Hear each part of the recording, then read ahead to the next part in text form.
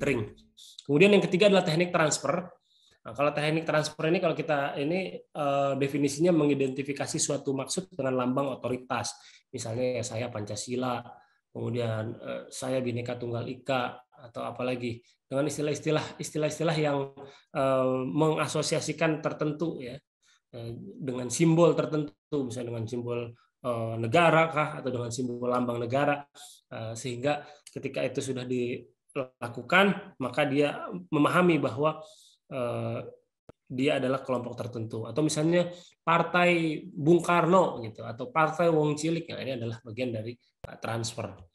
Kemudian testimonial biasa dilakukan oleh public figure atau orang-orang yang dikenal secara luas untuk mengampanyakan pesan. Nah, ini banyak sekali lah. Endorsement itu bagian dari teknik propaganda yang sifatnya testimonial. Atau kalau kita lihat dalam pesan politik, misalnya di Piala Dunia kemarin juga banyak sekali pemain-pemain yang mengibarkan bendera Palestina. Di gambar ini misalnya pemain Manchester Amad Diallo menghancurkan bendera Palestina, dan ini ada salah satu bentuk endorsement yang dalam teknik propaganda disebut dengan testimonial. Kemudian plain false ini kalau secara definisi tadi disebutkan bahwa ini adalah teknik propaganda yang digunakan untuk mengasosiasikan dia itu dekat dengan kelompok sesuatu, misalnya dengan kelompok orang kecil atau kelompok wong cilik. Misalnya Puan Maharani beberapa waktu lalu dibully orang karena posting dengan Presiden Partai PKB, Caimin, sedang makan pecel lele, katanya. Quotes-nya atau kutipannya di sini disebutkan, tidak di kantor, tidak di rumah, pertemuan hari ini di warung pecel. Kenapa warung? Ya, kenapa tidak? PDI Perjuangan dan PKB sama-sama partainya Wong Cilik, partainya Wong Sendal Jepit. Akar rumput inilah yang menjadi energi perjuangan kami. Ya, ini dari kalangan artis juga banyak yang mengkritik ya, seperti Ernest Prakasa, Melanie Subono gitu, yang dulunya pendukung Jokowi. Dua-duanya itu membuli postingan ini, makan pecel lele kok di meja yang bertaplak putih gitu. Bener nggak sendalnya pakai sendal jepit gitu ya, dan banyak lagi lah. Tapi intinya Puan Maharani saat itu ingin mengasosiasikan dirinya dengan Partai Wong Cilik. Atau misalnya foto Pak D Jokowi, jujur merakyat sederhana, di situ disebutkan kemeja 100.000, tidak pakai perhiasan, celana 110.000, sepatu 160.000, ingin mengasosiasikan bentuk sederhana. Nah, ini contoh yang paling mudah ditemukan ya, contoh-contoh semacam ini saya pikir, dan partai berkuasa atau pemenang pemilu pasti akan menggunakan asosiasi semacam ini, sehingga sangat mudah untuk kita ambil contohnya gitu. Kalau untuk mencari contoh yang lain agak sulit gitu, karena memang biasanya melakukan teknik-teknik semacam ini adalah para pemenang pemilu atau para incumbent ya, atau pihak yang sedang berkuasa, untuk tentu saja menggunakan propaganda untuk melanggengkan kekuasaannya. Kemudian card stacking ini biasa dilakukan oleh ya ketika memilih-milih data gitu ya. Jadi ketika peperangan antara Jerman dengan sekutu, tentu saja Jepang dengan sekutu, tentu saja Jepang menyebutkan angka-angka kemenangan, dan angka-angka kekalahan pasti tentu saja jumlah pasukan mereka yang tewas tidak akan disebutkan. Nah, ini adalah bentuk card stacking, jadi bermain dengan data atau bermain dengan kartu yang tentu saja kartu terbaik yang dia miliki. Dan dia sebutkan di situ berhasil merampas 230 pesawat terbang, 1.440 tank, dan lain sebagainya. Nah, ini pembuktiannya seperti apa kan sulit gitu, apalagi di peperangan. Kemudian yang terakhir bandwagoning. Bandwagon ini kalau dalam pengertiannya setiap usaha untuk meyakinkan khalayak akan kepopuleran dan kebenaran tujuan, sehingga setiap orang akan mengikuti. Jadi tujuannya supaya menciptakan persepsi bahwa orang lain akan mengikuti. Contohnya ya seperti iklan-iklan di produk-produk yang biasa dipakai oleh ibu-ibu rumah tangga ya. Survei membuktikan 9 dari 10 ibu di Indonesia setuju sasa santan omega 3 pilihan lebih sehat. Atau 8 dari 10 anak minum susu ini gitu. Atau foto-foto yang menunjukkan ketika pejabat publik sedang melakukan kegiatan misalnya sholat gitu, sehingga diharapkan tercipta citra bahwa pejabat politik atau aparat pemerintah itu orangnya soleh-soleh. Nah, ini adalah salah satu teknik bandwagoning.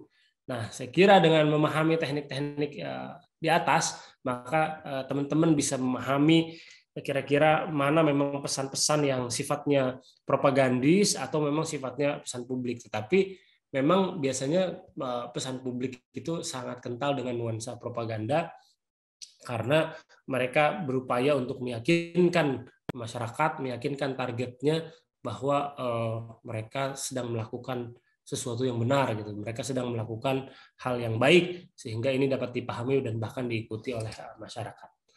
Nah, ini bagian dari yang kedua, dan yang kita masuk ke teori yang ketiga, masuk ke tema yang ketiga, yang tema yang saya pikir tidak kalah rumit dan menarik untuk kita bahas teman-teman sekalian.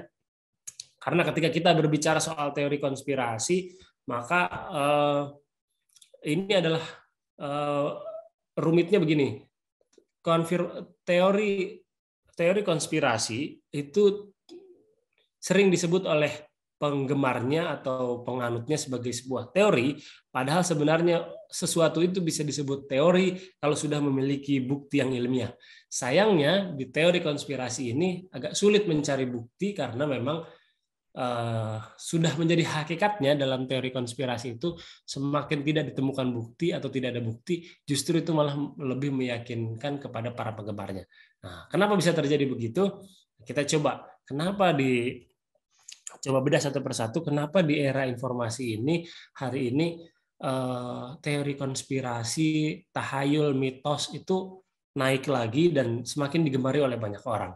Jadi dalam buku yang sudah sering berapa kali saya share dengan teman-teman di sini, The Depth of Expertise, artinya kepakaran, bagaimana di era internet ini justru ilmu pengetahuan mendapatkan perlawanan, artinya ilmu pengetahuan itu coba dipadamkan lah gitu ya, dengan nyala api internet, sehingga banyak hal-hal baik justru malah hilang dari internet, meskipun ada juga hal-hal baik yang masih ada.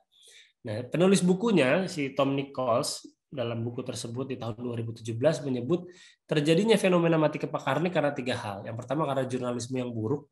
Kita melihat sebagian contohnya di atas, bagaimana media-media hari ini tidak mendorong untuk masyarakat menjadi semakin cerdas, tapi malah membuat orang tadi hanya mengkonsumsi berita secara cepat, kemudian tidak melakukan penelitian mendalam, tidak melakukan cross check, sehingga kita sering mendapatkan informasi yang keliru. Kemudian yang kedua diperparah dengan adanya komersialisasi pendidikan yang sangat luar biasa. Dan ini bukan hanya fenomena di Indonesia, saya kira ini fenomena yang terjadi di Amerika, karena Tom Nichols berbicara dalam konteks Amerika, di mana pendidikan semakin mahal, segala sesuatu dikomersialisasi. Teman-teman harus tahu kalau misalkan teman-teman sudah lulus S1, masuk S2, ketika ingin bangun tesis atau membuat tesis, itu harus upload jurnal. Upload jurnal itu tidak murah. Di satu publisher itu harganya beragam, dari mulai 700.000 bahkan sampai 20 juta hanya untuk mempublish jurnalnya saja. Belum lagi melakukan penelitiannya, belum lagi nanti ketika dosen gitu, sebelum menjadi dosen dia harus mengupload beberapa buku dan beberapa jurnal yang harganya tidak murah, dan belum lagi ditambah biaya yang memang sangat mahal, dan ini semakin memperburuk bagaimana peradaban manusia terutama dalam bidang ilmu pengetahuan. Jadi semakin lama malah semakin sulit dan hanya orang-orang yang memiliki akses kepada biaya saja yang bisa mengakses ilmu pengetahuan. Dan yang ketiga adalah internet dan media sosial. Tentu saja ini bahasan yang sedang kita kutip. Kenapa internet dan media sosial menjadi biang dari the death of expertise atau matinya kepakaran? Yang salah satu hal yang menarik adalah menurut Tom Nichols karena ada Google Power, fenomena Google Power. Fenomena Google Power itu sekarang hari ini orang apa-apa mbah Google gitu. Bahkan hari ini dengan Google Assistant atau Siri ya kalau di teknologinya Apple, itu orang dengan klik suara udah bisa menyalakan lampu, mematikan lampu. Teman saya bangun rumah pakai sistem Google Suara, dari mulai kelistrikannya, lampu-lampunya sampai seluruh teknologinya, dan itu sangat luar biasa gitu. Hanya dengan instruksi suara dia bisa mematikan lampu, menyalakan kompor, menyalakan AC, menyalakan TV, dan lain sebagainya. Nah, dan hari ini Google Power bukan hanya pada akses seperti itu, tetapi Google Power hari ini menjadi semacam alternatif pakar. Kalau dulu orang meminta nasihat kepada semua pakar dan spesialisasi bidang tertentu, sekarang orang carinya ke Google.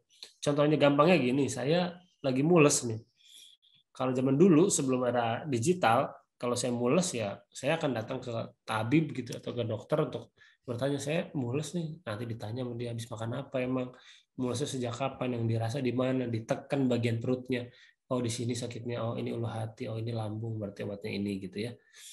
Kalau sekarang orang cukup cari ke Google, kenapa perut mules, atau perut mules sebelah kiri setelah makan nangka misalnya. Nah, gitu kan.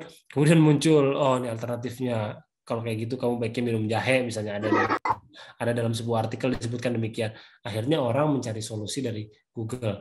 Atau yang gampangnya misalnya pengen ngerakit lemari gitu, atau pengen ngebangun motor.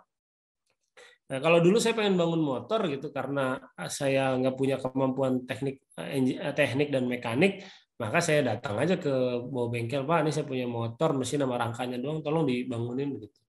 Kalau hari ini dengan cukup bermodalkan Google dan marketplace, Anda bisa nyusun sendiri di rumah gitu. Kalau Anda punya alat-alatnya gitu ya, cuma berbekal alat sederhana gitu, ternyata Anda bisa nyusun sendiri. Dan di Google ditawarkan bagaimana cara-caranya, mekanismenya. Meskipun kadang menyesatkan juga gitu. Saya dulu pernah pengalaman pribadi, ini pengalaman pribadi. Saya pernah melihara binatang musang liar itu. Saya baca di internet itu mudah sekali gitu menjinakkan musang liar. Wah, saya kira menarik nih, saya bisa menjinakkan dengan sangat mudah dengan bantuan video di YouTube gitu. Saya tontonin videonya, dan ketika saya praktekkan gitu ya, langsung saja terekam pegang mukanya, ternyata saya mendapat cakaran yang sangat dalam gitu dan luar biasa. Dan sampai sekarang sampai saya punya binatangnya itu nggak pernah jinak-jinak, dan akhirnya malah kabur gitu karena stres binatangnya. Ini contoh gitu betapa apa yang ditawarkan oleh Google itu belum tentu semuanya benar gitu. Meskipun itu adalah menawarkan jawaban-jawaban yang menarik dan alternatif bagi kita gitu. Buat orang yang malas ke dokter, buat orang yang malas ke mekanik, buat orang yang barangkali keterbatasan secara finansial, Google akhirnya menawarkan dan menjadi solusi yang mudah bagi setiap masalah kita. Dan disebutkan bahwa internet menawarkan jalan pintas ke berbagai sumber pengetahuan, tapi sayangnya hal ini menjadi sarana yang mempercepat kehancuran komunikasi antara para ahli dan orang awam. Jadinya sekarang orang semakin malas ke dokter gitu. Orang semakin malas ke bengkel gitu karena merasa bisa benerin CVT sendiri. Orang lihat Google bisa benerin busi sendiri, atau seperti saya tadi mencoba menjadi penjinak hewan liar gitu dengan bermodalkan video YouTube yang ternyata salah gitu. Ternyata malah senjata makan tuan. Dan hal ini akhirnya membuat ruang yang sangat lebar antara orang-orang ahli atau para pakar dan orang-orang awam. Padahal sebenarnya ini kan kita kayak mundur gitu ya ke zaman batu. Bagaimana orang zaman batu itu dulu semua bareng-bareng gitu, cari makan bareng-bareng gitu. Nah kemudian akhirnya manusia purba itu membagi tugas, ada yang cari makan, ada yang berburu, ada yang meramu gitu, ada yang bercocok tanam, ada yang kemudian jadi pandai besi, ada kemudian jadi pengasah pisau. Orang zaman dulu kemudian melakukan pembagian tugas. Nah hari ini kita balik lagi ke zaman purba gitu, di mana orang-orang yang tadinya sudah terspesialisasi punya masing-masing, tiba-tiba satu orang semua bisa menjadi melakukan semua banyak hal dengan melakukan Google dengan secara sederhana yang hasilnya belum tentu valid. Nah ini yang berbahaya dari Google Power itu. Kemudian selanjutnya, internet memungkinkan kita berpura-pura memiliki prestasi intelektual dan mengalami ilusi kepakaran. Yang menarik nih istilahnya, ilusi kepakaran. Lantaran ada sumber fakta tanpa batas di tangan kita. Nah, karena ada Google tadi, ada smartphone, dengan sangat mudah kita mendapatkan akses ke berbagai macam ilmu pengetahuan, termasuk pengetahuan-pengetahuan yang berbahaya, maka kita menjadi mengalami fenomena ilusi kepakaran. Seolah-olah kita ini pakar gitu, seolah kita bisa gitu. Mungkin dalam kasus saya dalam menjinakkan musang saya gagal gitu. Tapi dalam beberapa hal lain saya dan orang lain mungkin berhasil, bagaimana misalnya membuat lemari atau hal-hal sederhana lainnya yang mungkin bisa diatasi. Atau bahkan ketika lagi sakit perut, kemudian solusi yang ditawarkan internet kebetulan jitu dan sakitnya belum kronis, dan saya mendapat kesembuhan, saya merasa wah saya tidak perlu ke dokter lagi gitu, karena saya sudah menjadi pakar dengan cukup melakukan Google secara sederhana. Besarnya ukuran dan volume internet juga tidak serta ketidakmampuannya mengisahkan pengetahuan yang bermakna dari keributan acak menyebabkan informasi yang baik akan selalu dirubung informasi yang buruk dan aneh.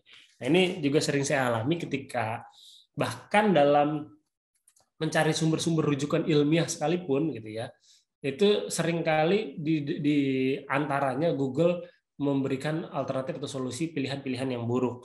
Jadi misalnya saya sedang mencari katakanlah materi tentang pesawat tempur gitu ya, saya akan disuguhi oleh beberapa banyak artikel-artikel ilmiah yang ditulis oleh penulis yang kompeten ahli di bidangnya. Tapi di sekitar itu juga saya akan disuguhkan oleh Google beberapa informasi-informasi yang ditulis oleh orang-orang newbie, orang-orang yang baru hanya sekedar kecemplung di bidang itu, tetapi sudah mulai sok-sokan menulis.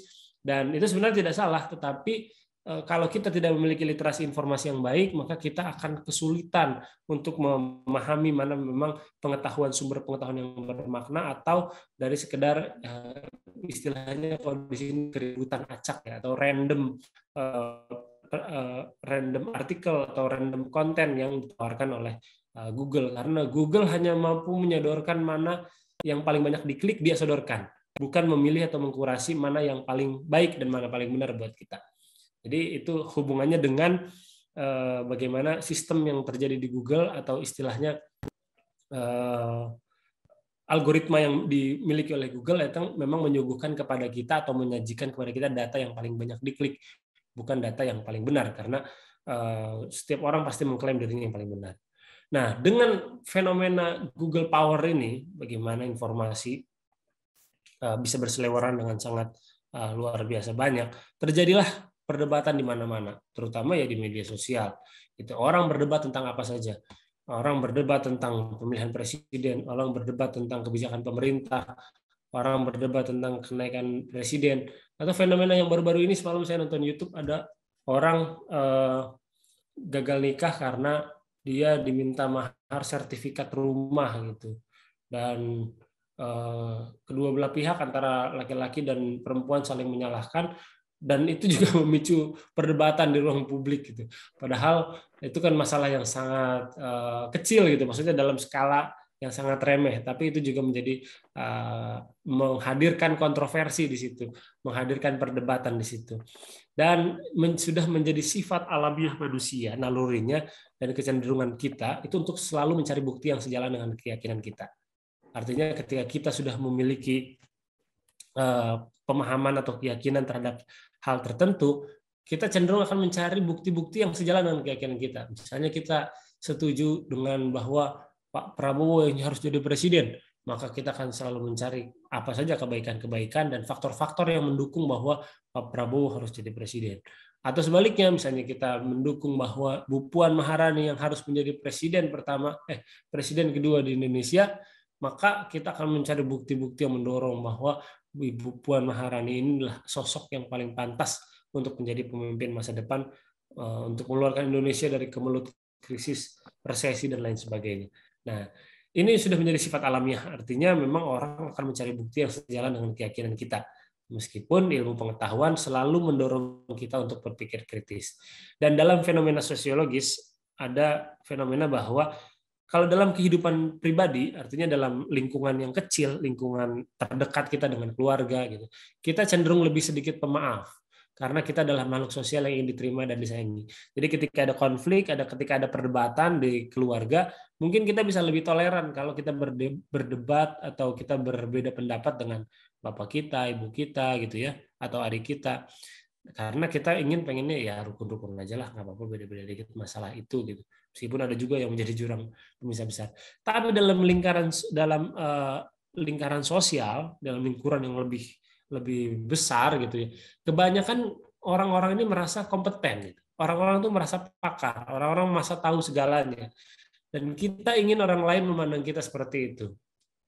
Pada akhirnya dengan fenomena semacam ini, agar tidak dianggap bodoh, kita berpura-pura lebih pintar dari yang sebenarnya. Nah, ini seringkali makanya kita mau masuk ke perdebatan-perdebatan rumit yang sebenarnya kita nggak paham, tapi karena perdebatan itu dipantik oleh teman kita atau lingkaran sosial kita, maka mau nggak mau akhirnya kita masuk ke situ, sekedar untuk menunjukkan solidaritas misalnya, sekedar untuk menunjukkan bahwa gue temen lo loh, meskipun lo bilang apa aja gue pasti akan dukung, gue akan bantu cari bukti-buktinya. Nah ini adalah fenomena sosial sebenarnya, fenomena yang diamati secara sosiologis. Nah karena di lingkungan sosial kita ingin dipandang kita ini kompeten, kita ini capable, makanya kita lama-lama mulai percaya bahwa kita memang pantas, kita memang pinter, kita memang bisa loh ngomong hal tertentu lah ya. Kita mulai percaya bahwa kita memang seperti sepintar itu dalam sebuah tema atau dalam sebuah topik tertentu. Nah, pada akhirnya ini sebenarnya dianalisis oleh para ilmuwan psikososial seperti Joseph Dunning dan David Dunning dan Justin Kruger di Cornell University pada tahun 1999. Di dalam penelitiannya kemudian dia akhirnya menyimpulkan bahwa semakin orang tidak capable, semakin orang semakin tidak berkompeten, maka dia semakin yakin kalau dirinya tidak kompeten. Jadi menurut dia jadi melakukan penelitian dan mahasiswa yang dia melakukan penelitian kepada mahasiswa-mahasiswa, menurut dia mahasiswa-mahasiswa yang telah mengikuti ujian dan nilainya jelek-jelek, misalnya nilainya D atau F ya, dari skala A sampai F, itu mereka cenderung berpikir usaha mereka seharusnya dinilai lebih tinggi. Begitu juga para mahasiswa kedokteran yang ujian untuk menempuh ujian kedokteran atau para kakek-kakek atau nenek-nenek lansia yang mendaftar untuk memperbarui SIM atau surat mengemudi mereka, namun memiliki kemampuan terbatas, mereka biasanya menilai kompetensi mereka lebih tinggi. Harusnya mereka lolos. Padahal meskipun kenyataannya saat ujian mereka tidak lolos. Menurut Dunning dan Kruger, orang-orang yang tidak punya keahlian dan tak kompeten bukan hanya salah dalam menyimpulkan dan membuat pilihan, namun inkompetensi juga merampas kemampuan mereka menyadari kesalahan tersebut. Jadi banyak orang yang bodoh tidak menyadari dirinya bodoh, atau banyak orang yang membuat kesalahan tetapi tidak mampu menyadari bahwa diri mereka membuat kesalahan. Nah, hal inilah yang barangkali menjadi perdebatan di mana-mana, banyak pakar-pakar dadakan di media sosial, dan ada alasan khusus menurut Dunning dan Kruger mengapa seseorang yang tidak kompeten atau orang yang bodoh itu menilai terlalu tinggi kemampuannya, karena mereka tidak memiliki keahlian penting yang disebut dengan metakognisi. Apa itu metakognisi? Metakognisi adalah kemampuan untuk menyadari kesalahannya, mengambil jarak, melihat apa yang sedang dirinya lakukan, lalu menyadari bahwa dirinya salah. Jadi ini adalah konsepnya kalau dalam Islam konsep muhasabah, konsep self-evaluating. Makanya Sayyidina Umar radhiyallahu anhu itu pernah berkata bahwa hasibu anfusakum qabla an tuhasibu. Hisaplah dirimu, evaluasilah dirimu sebelum kamu nanti dihisap. Jadi orang muslim itu selalu didorong untuk melihat kesalahannya sendiri. Orang muslim itu berarti didorong untuk menghidupkan kemampuan metakognisinya sehingga dia sadar diri gitu loh, tidak terlalu tinggi menilai kemampuannya, tetapi dia tahu di mana letak kesalahannya dan dia bisa melihat dan mengambil jarak dari dirinya sendiri. Oh iya, saya di sini mungkin barangkali salah, barangkali saya kelewatan jalannya, perlu putar balik sehingga masuk ke arah jalan yang benar. Dan kalau dia dirinya salah, dia tidak malu mengakui bahwa dirinya salah. Nah, ini kemampuan inilah yang barangkali penting, dan ini juga didorong oleh para sahabat, para orang-orang Islam terdahulu untuk kita ini senantiasa dianjurkan melakukan muhasabah, introspeksi atau self evaluating terhadap diri kita sendiri supaya terhindar dari bias konfirmasi, supaya kita tidak terhindar dari ketidakmampuan kita dalam menyadari kesalahan yang barangkali sering kita lakukan. Nah, contohnya adalah kalau dia profesional, kalau dia memang kompeten di bidangnya, kalau dia seorang penyanyi yang baik tahu kapan dia menyanyikan lagu dengan sumbang. Dia akan kenal nih, oh nadaku false nih di sini gitu. Mungkin di tag rekaman berikutnya saya harus ambil lebih baik. Sutradara yang baik tahu kapan ada adegan yang jelek. Cut sama dia. Langsung hapus. Ganti lagi. Pemainnya disuruh ngulang adegan yang baru. Tenaga marketing yang baik tahu kapan ketika kampanye iklannya gagal. Jadi dia tidak pakai kacamata muda. Udah pokoknya jalan, habiskan agenda kita, program kita, yang penting jalan dulu, hasilnya nanti serahkan pada Allah. Nggak gitu. Jadi dalam konteks konsep Islam pun ketika kita tawakal kepada Allah Subhanahu wa taala itu setelah melakukan usaha yang betul-betul habis-habisan, setelah usaha yang begitu luar biasa hebatnya, dan itulah yang dilakukan oleh Rasulullah SAW dan beserta para sahabatnya, seperti yang tertuang dalam cerita sejarah mereka ketika mereka berjuang dan menegakkan agama ini. Nah, jadi kemampuan metakognisi ini barangkali yang penting untuk kita pahami, bagaimana kita harus mampu menyadari kesalahan kita mengambil jarak dari diri kita sendiri dan melihat apa yang kita lakukan dan menyadari bahwa kapan kita salah dan kapan kita benar. Karena kalau kita tidak melakukan self-evaluating ini, maka kita akan kesulitan untuk memahami bahwa kita ini benar atau salah. Nah, di dalam metakognisi kemudian ini bisa terjadi lingkaran setan yang ada kaitannya dengan perdebatan di mana-mana tadi. Bagaimana lingkaran setan metakognisi itu terjadi ketika terjadi perdebatan antara orang yang tidak paham mengenai suatu isu, berbicara soal hal-hal yang berada di luar kemampuannya dengan seorang pakar di bidang tersebut. Jadi hari ini kan kita bisa melihat ya, misalnya tokoh agama gitu ya, berbicara tentang ilmu fikih, menjelaskan bahwa daging babi itu haram gitu. Ini pakar fikih. Beliau katakanlah sudah menimba ilmu di luar negeri, memahami banyak kitab perbandingan mazhab fikih, beliau membaca semua kitab-kitab fikih. Tiba-tiba dikonter oleh orang awam di media sosial. Dan kemudian terjadi perdebatan yang sangat luar biasa. Kenapa kok bisa terjadi perdebatan hebat antara orang pakar dan orang awam? Karena lingkaran setan metakognisi ini. Masalahnya adalah orang yang tidak tahu cara membuat argumen logis, dia tidak dapat menyadari bahwa dia gagal membuat argumen logis. Singkatnya akhirnya pakarnya menjadi frustasi, orang awamnya merasa terhina, dan semuanya pulang dalam keadaan marah. Inilah yang terjadi di media sosial kita hari ini, teman-teman. Mengapa perdebatan sering terjadi, mengapa para pakar, para profesor, para ahli, para ustadz di bidang agama, itu seringkali dihadapi dengan perdebatan-perdebatan yang ya dalam tanda kutip tidak bermutu ya, berbobot iya tetapi tidak bermutu karena memang lawan perdebatan itu tidak seimbang antara orang pakar dan orang awam, sementara orang awamnya untuk membuat argumen logis saja agak kesulitan sehingga terjadi perdebatan yang terus melingkar yang disebut dengan lingkaran setan metakognisi ini. Dan tidak ada cara untuk mendidik atau memberikan informasi kepada orang yang ketika merasa ragu malah mengarang sesuatu. Nah, ini menariknya. Dari situlah mulai kemudian teori konspirasi tersebut. Jadi sering sekali kita hari ini kesulitan untuk memberi pemahaman kepada orang terkait isu-isu tertentu.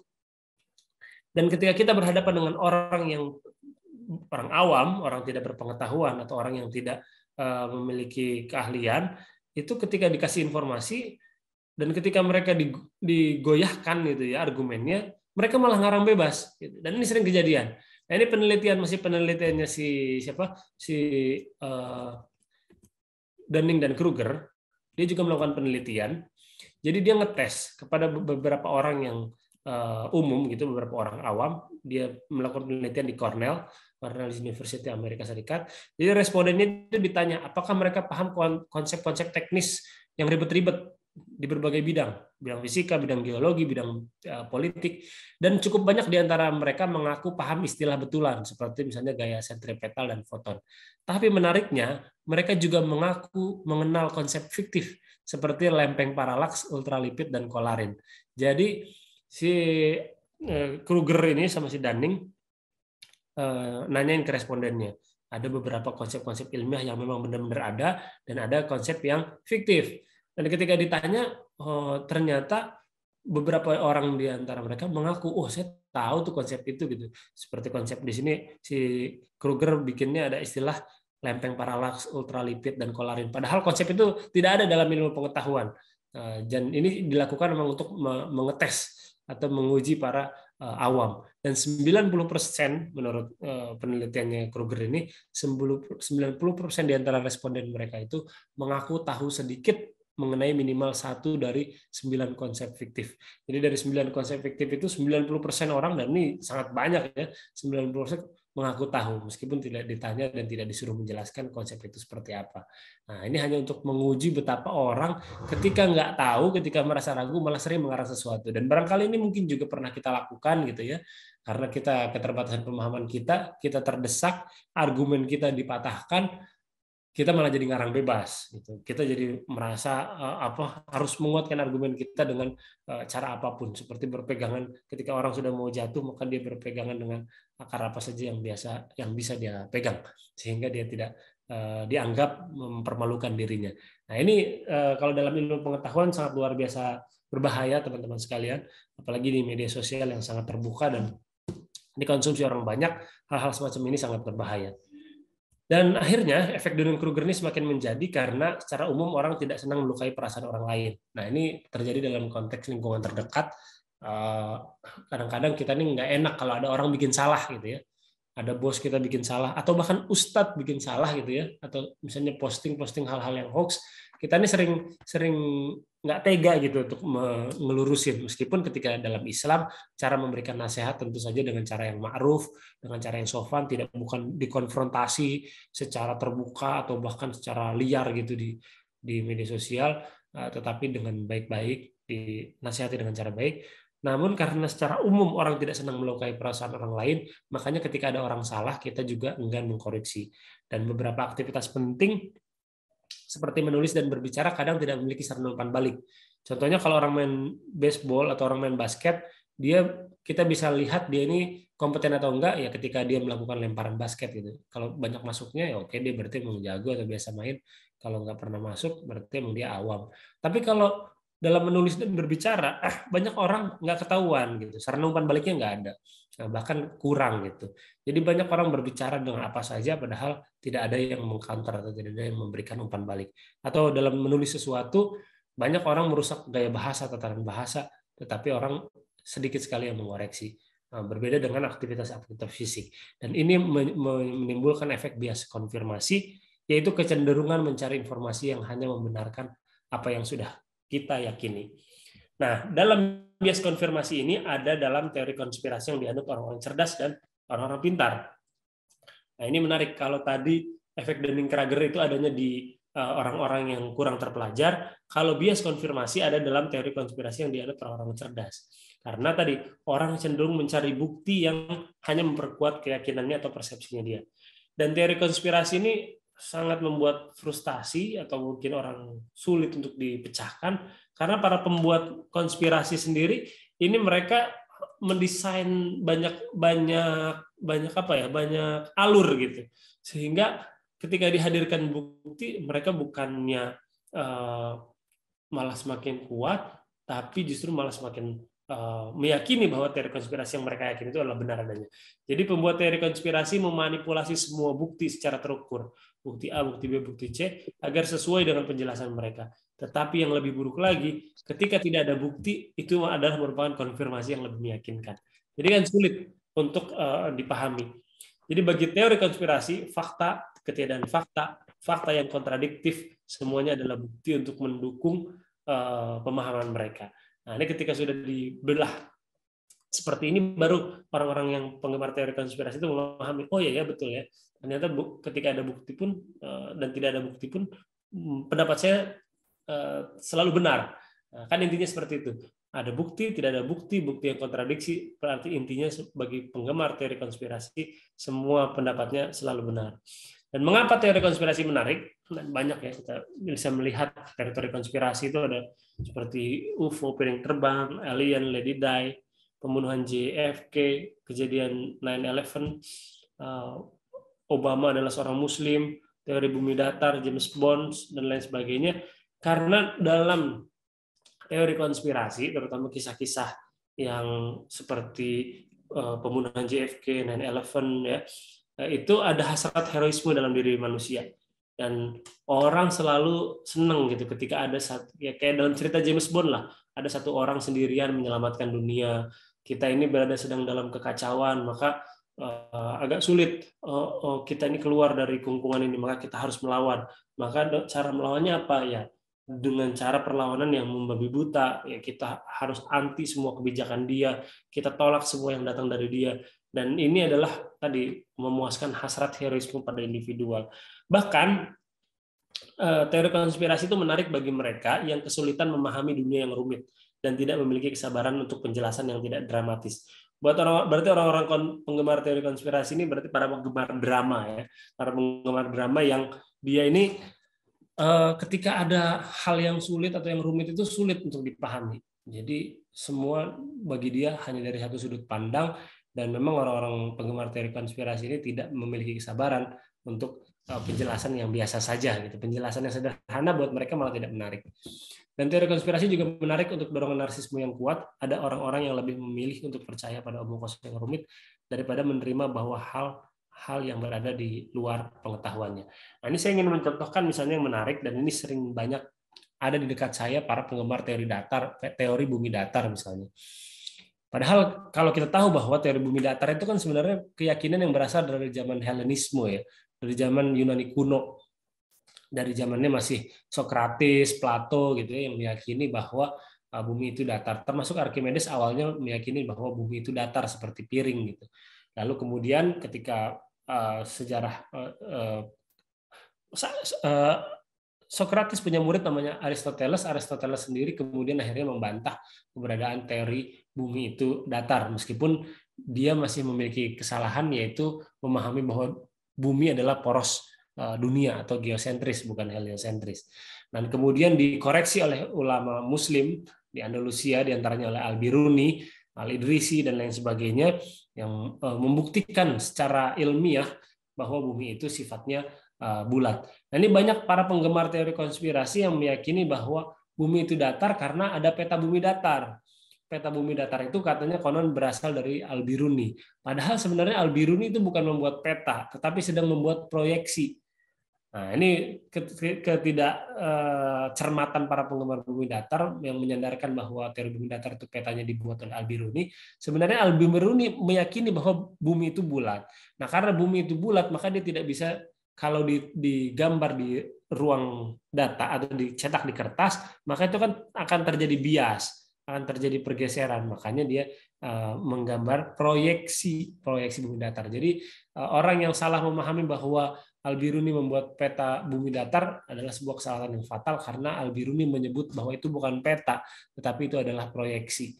Beda antara peta dengan proyeksi. Dan kalau kita lihat sendiri, ternyata di Inggris ya, penggemar teori bumi datar ini justru diilhami oleh seorang dukun ya.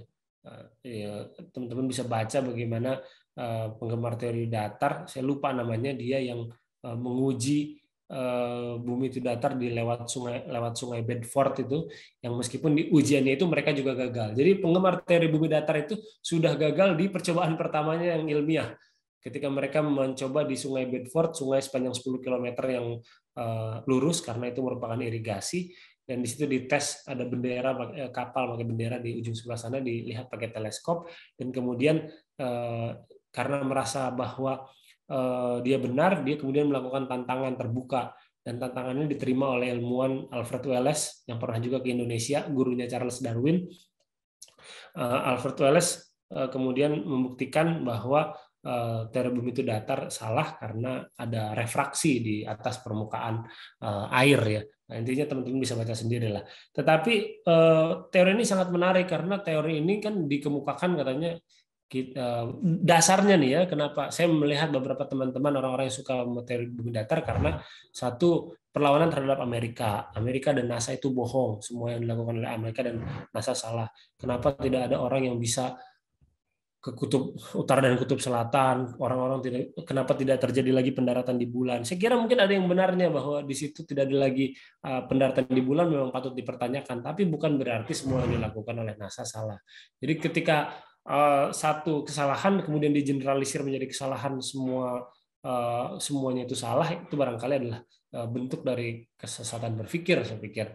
Dan ini sangat berbahaya menurut saya teori bumi datar ini, karena banyak penganutnya diantaranya Muslim, kemudian memaksakan kepada anak-anak mereka untuk tidak belajar IPA gitu. Saya mendapati fenomena ini di sekitar saya, bagaimana ada orang-orang yang penganut teori bumi datar kemudian menolak untuk belajar sains dan IPA karena itu bagian dari kesesatan gitu. Ya, jadi awalnya tadi karena bumi datar, karena NASA, perlawanan terhadap Amerika, tidak percaya pendaratan di bulan, akhirnya tidak percaya dengan sains sama sekali. Nah, ini kan berbahaya dan bentuk dari kesesatan berpikir. Dan bahkan dalam tingkat yang sangat ekstrim, mereka hanya mencari dalil-dalil, mencocokkan dalil-dalil yang ada dalam Al-Quran sesuai dengan pendapat dan persepsi mereka. Nah, ini juga tidak kalah berbahaya. Dan banyak lagi teori-teori konspirasi lain yang kalau dikupas itu tadi ketika disuguhkan bukti agak sulit. Misalnya saya berdebat dengan teman saya yang meragukan adanya satelit. Jadi menurut salah seorang penggemar teori bumi datar, satelit itu tidak ada. Buktinya apa? Kan satelit kan banyak, katanya jumlahnya ada sekian. Nah, kenapa tidak bisa kelihatan? Dan kita bisa jawab dengan sederhana. Kan langitnya sangat luas gitu. Nah, kalau langitnya luas katanya, dia menjelaskan gitu. Ini disebutkan ada sabuk Van Allen gitu, sabuk Van Allen. Nah, sabuk Van Allen itu saya tanya sumbernya dari mana? Sumbernya dari Google juga ya. Mereka ternyata sangat ribet gitu, tidak percaya satu sisi dari Google, tapi mengambil sumber dari Google juga. Dan ya tidak akan ada habisnya berdebat dengan para penggemar teori konspirasi. Lalu bagaimana cara menganalisis teori konspirasi? Ada namanya teori Occam razor atau konsep pisau oksam. Teori konspirasi bertentangan dengan konsep pisau oksam. Konsep ini menganjurkan agar kita mendahulukan gagasan yang sederhana. Jadi kalau ada sesuatu itu kita cari argumentasi yang paling logis dan paling sederhana. Kalau kita melihat misalnya di seberang ruangan ada suara botol pecah, terus ada orang mengaduh-aduh lompat-lompat gitu. Terus kita lihat ternyata ada orang sambil megang botol minuman gitu, kemudian dilihatnya kita lihat ada beling pecah beling. Kita bisa menduga bahwa mungkin dia menjatuhkan botolnya, kemudian dia kesakitan. Nah, ini kan penjelasan yang paling sederhana. Kita kan nggak mungkin langsung lompat. Oh, mungkin dia lompat-lompat atau mengaduh-aduh gitu karena dia berasal dari suku Antartika yang punya kebiasaan untuk melompat-lompat dan mengaduh-aduh gitu. Atau mungkin dia seorang pengkritisi pakar minuman yang sudah menguji dengan cara memecahkan botol. Ya mungkin argumentasi itu bisa saja disuguhkan, tetapi kan itu gagasan yang ruwet dulu gitu, bukan gagasan yang sederhana.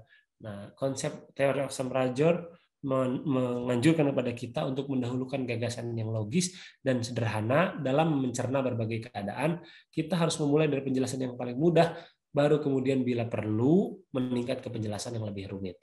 Penjelasan yang paling mendekati kebenaran adalah yang membutuhkan lompatan logika atau asumsi goyah yang paling sedikit. Jadi kalau misalnya banyak asumsi goyahnya atau banyak argumentasi-argumentasi yang meragukan, lebih baik kita tinggalkan atau jangan kita simpulkan sebagai kebenaran terlebih dahulu. Nah, ini kan sebenarnya konsep metode pengetahuan yang sederhana dan metode ini sudah dipelajari oleh orang-orang yang barangkali mendapat pendidikan dasar di sekolah-sekolah, baik sekolah menengah maupun sekolah tingkat tinggi, sehingga kemampuan ini barangkali ya harus mendapatkan mendapatkan porsi yang lebih besar, bagaimana kemampuan berpikir kritis kita, bagaimana seorang muslim itu kan juga dituntut untuk mendatangkan bukti atau argumentasi atau dalam bahasa syariat mendatangkan dalil ketika sebelum melakukan sesuatu. Ketika ada dalilnya maka dikerjakan. Ketika tidak ada dalil atau argumentasinya maka lebih baik kita tinggalkan. Nah, ini sejalan dengan konsep ilmiah dan konsep akademis karena sebagaimana telah disebutkan sebelumnya akal dan wahyu itu selalu berjalan seiringan. Bahkan akal menguatkan wahyu, wahyu menguatkan akal. Tidak pernah bertentangan antara satu sama lain. Lantas apa yang kita lakukan ketika menghadapi keruwetan teori konspirasi semacam itu? Kita harus memahami bahwa menghindari bias konfirmasi itu sulit. Jadi bias konfirmasi dalam perdebatan di area publik, terutama di media sosial ya. Tetapi mencoba melawan teori konspirasi itu mustahil. Jadi saya pernah sharing dulu sekitar 2016-2017an ada video YouTube yang terkenal. Judulnya 101 Flat Earth atau 101 Flat Earth. Saya nggak tahu teman-teman ada yang pernah buka atau belum. Dan saya didorong teman untuk ngikutin, coba nonton video itu.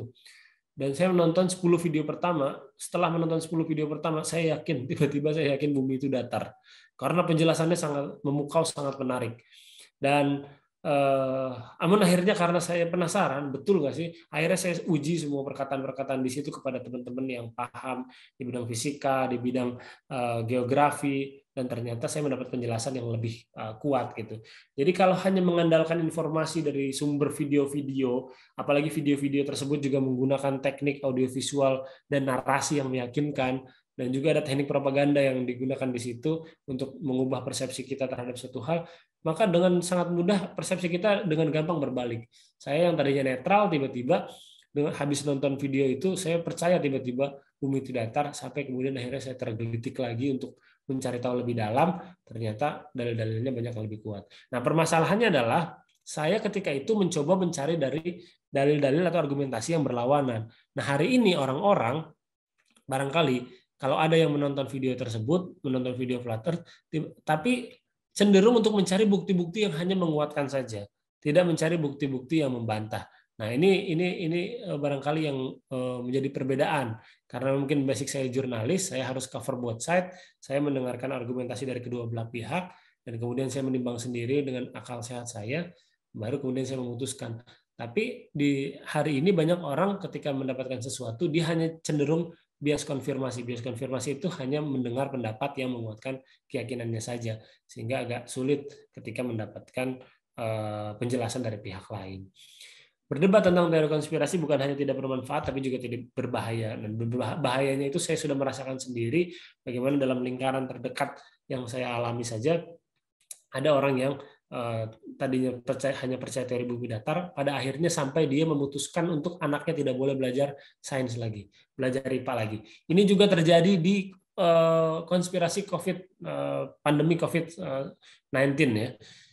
Bagaimana ketika COVID terjadi, kemudian banyak orang percaya bahwa ini konspirasi dibuat oleh Amerika, senjata biologis, vaksin juga begitu, gitu, sehingga orang banyak yang tidak mau vaksin dan akhirnya paparan COVID semakin merajalela.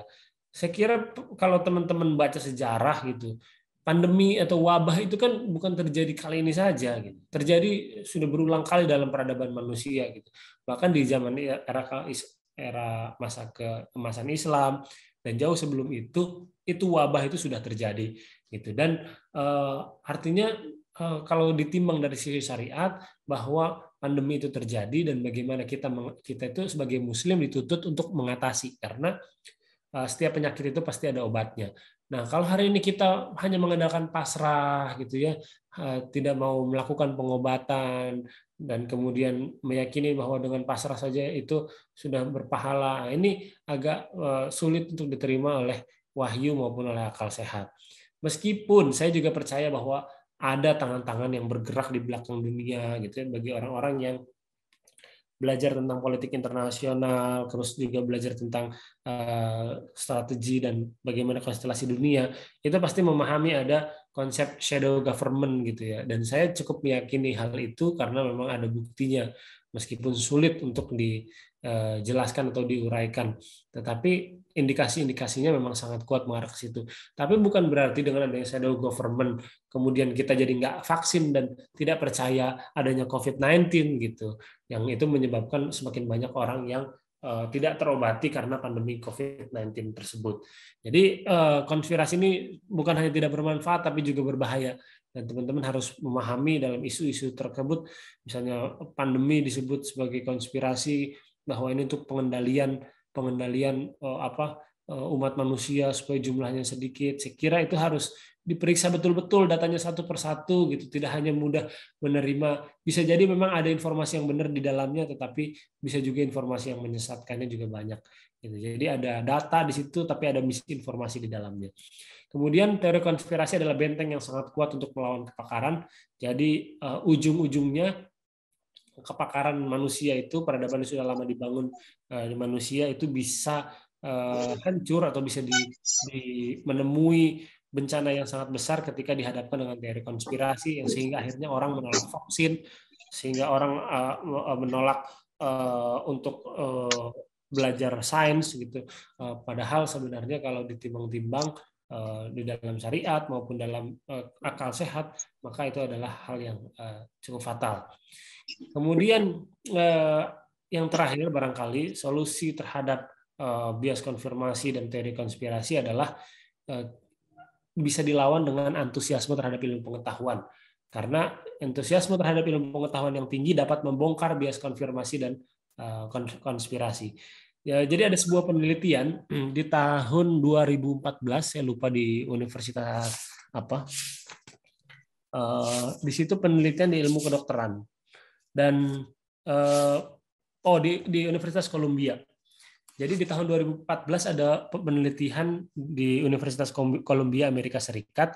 Penelitian itu menjelaskan bahwa sikap publik terhadap pernikahan sejenis menjadi sangat bisa terbuka kalau isu tersebut dibicarakan dengan seorang homoseksual. Jadi maksudnya begini, ada peneliti yang bilang bahwa orang-orang yang tadinya nggak setuju dengan LGBT, kalau dia sudah ngomong sama orang LGBT, maka dia bisa berubah persepsinya.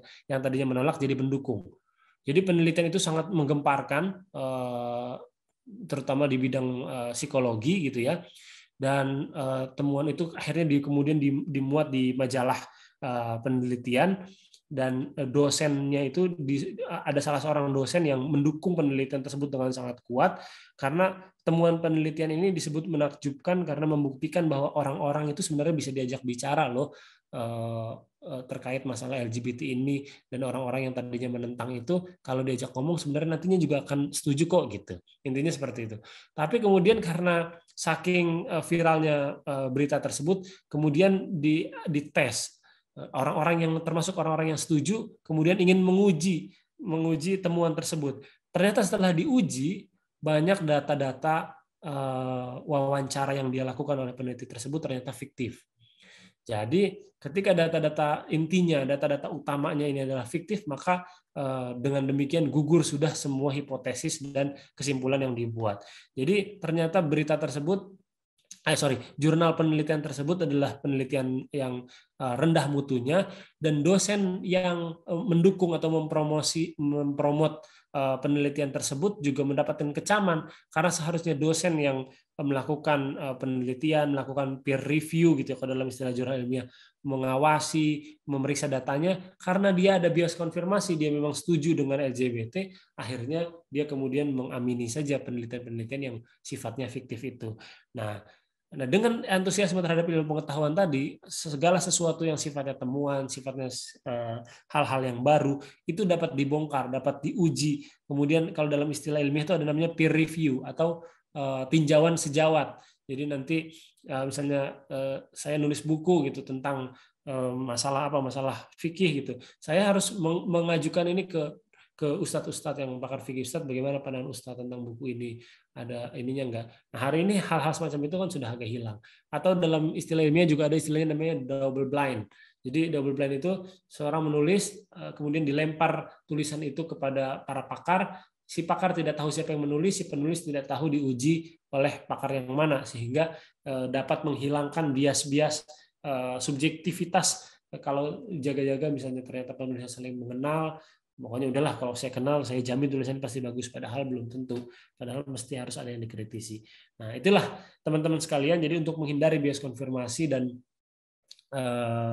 teori konspirasi yang sangat rumit itu bisa dilawan dengan antusiasme terhadap ilmu pengetahuan. Dan umat Islam tentu saja dari sejarah yang kita baca yang sudah disampaikan kemarin punya rekam jejak yang panjang terkait antusiasmenya yang sangat tinggi terhadap ilmu pengetahuan.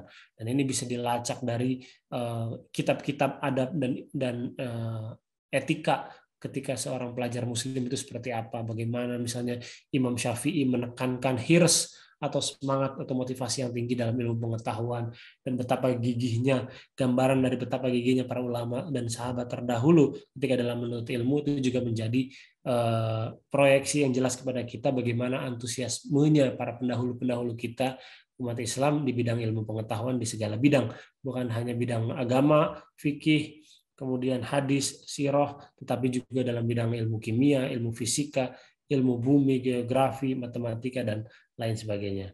Nah, saya kira itulah teman-teman yang menjadi bahasan kita pada pagi hari ini. Mudah-mudahan bisa dicerna dan bermanfaat. Saya lemparkan kembali kepada moderator untuk membuka sesi tanya jawab jika ada yang perlu ditanyakan. Tafadhal masykurah.